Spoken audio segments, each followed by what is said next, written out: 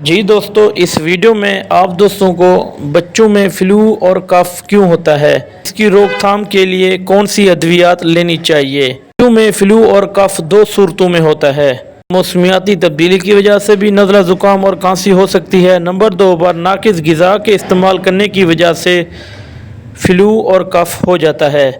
اب میں آپ دوستوں کو ٹریٹمنٹ بتاتا ہوں جو کہ ہر میڈیکل سٹور اور فارمیسی پہ دستیاب ہے۔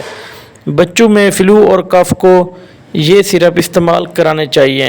نمبر 1 پر میوکونل سرپ، نمبر 2 پر جیک سرپ، نمبر 3 پر سیفیکزیم سرپ، جیسا کہ آپ سکرین میں بھی دیکھ سکتے ہیں۔ ان سرپ کو 3 دن تک استعمال کرانے سے فلو، زکام اور کھانسی کو آسانی سے روکا جا سکتا ہے اور لگاتار 3 دن تک استعمال کرنے سے بچوں کی ہیلتھ بہتر ہو سکتی ہے۔ نمبر 2 پر دن میں 2 ٹائم استعمال کرنے چاہیے۔